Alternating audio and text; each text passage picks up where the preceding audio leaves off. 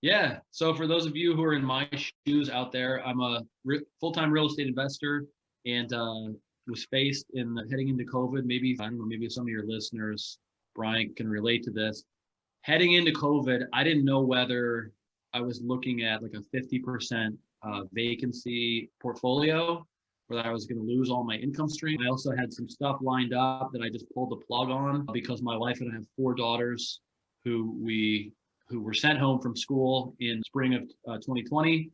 So we remote schooled them to the end of that school year, and then we withdrew them from school and homeschooled for an entire other school year. So we had kids at home for about 18 months, uninterrupted, 24/7.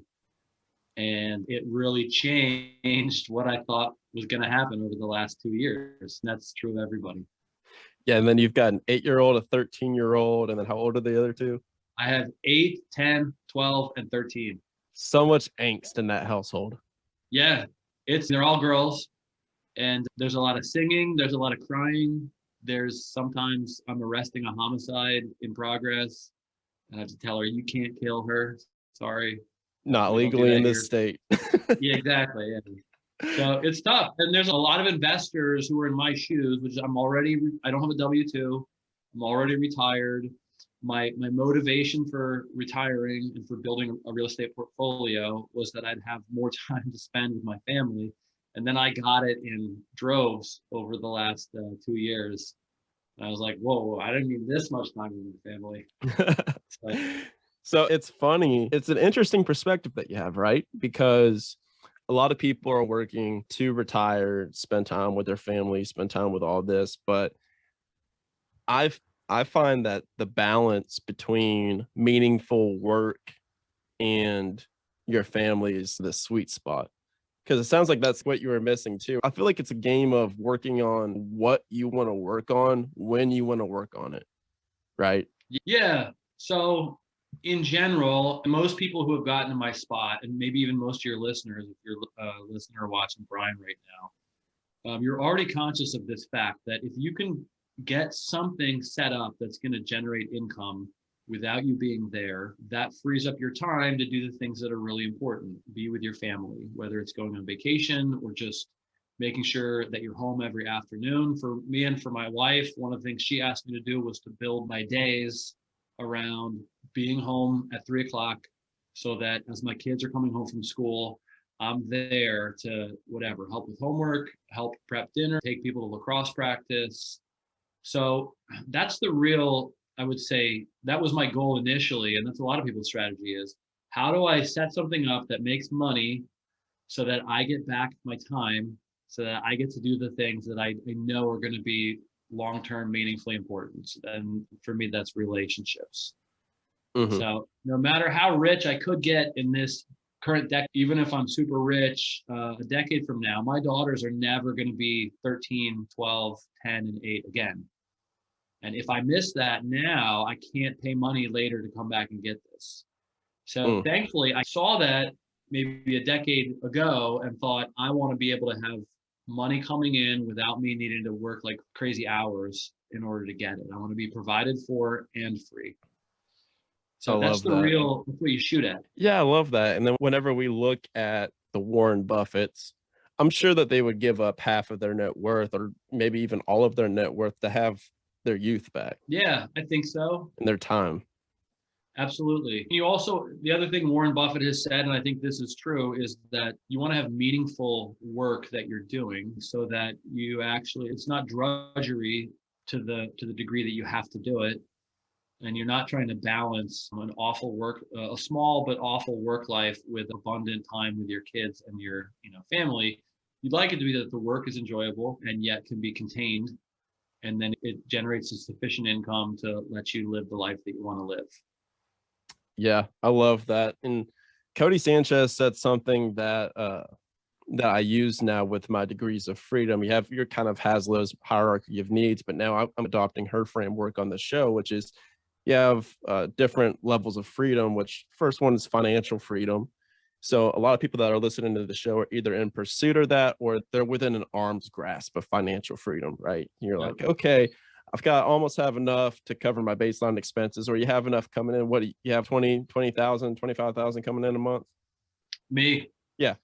Yeah, I think so. It depends on if you're counting, let's say principal pay down or just straight cash flow. Yeah, I'm about 18, 19. Yeah, so you're pretty deep into financially independent. So as soon as you find financial independence, then you find personal independence. So financial freedom, personal freedom. So then personal freedom is having your finances taken away to where it's not a normal cause of everyday stress. And now you can focus on doing what you want, when you want, with who you want. So freedom, like in its most basic form. And then a step beyond that is philosophical freedom, to where now you're so unburdened from the normal causes of stress for everyone that you can actually start looking into what are my internal drivers? What's my internal causes of happiness? What's this life really about? What kind of impact do I want to leave? Stuff like that. So I think it's an interesting character arc. And I thought your story was interesting to begin there, because I thought that was a pretty unique perspective, because you've hit financial independence. Let's create even more nuance and detail in what you're talking about. There's a lot of people. In my case, I own real estate, okay, and I own mostly small multifamily, and it's all local. I've been pretty choosy about what I've acquired because I haven't wanted to go too far outside of my comfort zone or geographic zone. I may have missed some opportunities with that, but it means I have a portfolio that's pretty easy to manage that I've worked to get.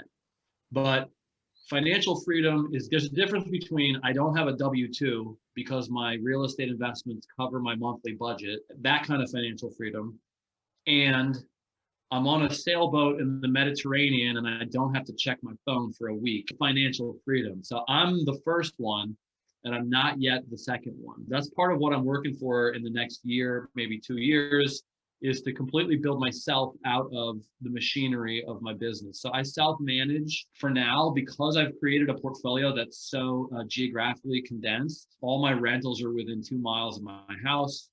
So I'm not driving a half hour one direction and the other. I have a maintenance guy who lives close to 34 of my units. He shovels, he mows grass, he vacuums common hallways. But like, I still have to check up on his butt, make sure he's doing his thing. I'm still doing my leasing, my lease writing. I'm still managing this portfolio. I'm still 100%, full-time real estate professional in that regard. And that's one level of freedom, but it's not I can just take off and go whenever I want and have other people take care of it. That'll probably be if I get a PM who, a good property manager who's willing to take care of it all. And that's what I'm shopping for in this next year. I just have wanted to, if I'm at 20 right now and I could go get somebody and raise rent enough that after paying the property manager's fee, I'm still at $20,000 a month in income, then I'm happy. What I don't want to do is hire a PM now and have it start taking away from that 20 grand a month in passive income. So I have a little bit of work to do this year to get that set up and make sure it's somebody I trust. I'm not, shackled to the wrong bride. Yeah, this is a cool concept. I like where this is going already, because it's not just the number, right? It's really not just the number. And I don't feel like I've listened to any shows that really talk about this that much, because I think it's just as important about the design of your business as it is the net cash flow. Because now you've got the net cash flow, you've got 20 grand coming in net, which most people, obviously you have 4 girls and a family to support. So it's a bit more stretched than if it was for like an individual. So like right now, then that's probably like your baseline number to be able to support your entire family and everything. But it's interesting. It's very interesting because nobody talks about business design, because you do have to be involved. If you're somebody listening right now and maybe you already have a bunch of rentals, the one thing I would say is this: I grew faster than I knew how to organize. Okay. And that forced me into, usually. Yeah, that's everybody. But there are ways to, how do I say this? There are ways to marginally increase your passivity.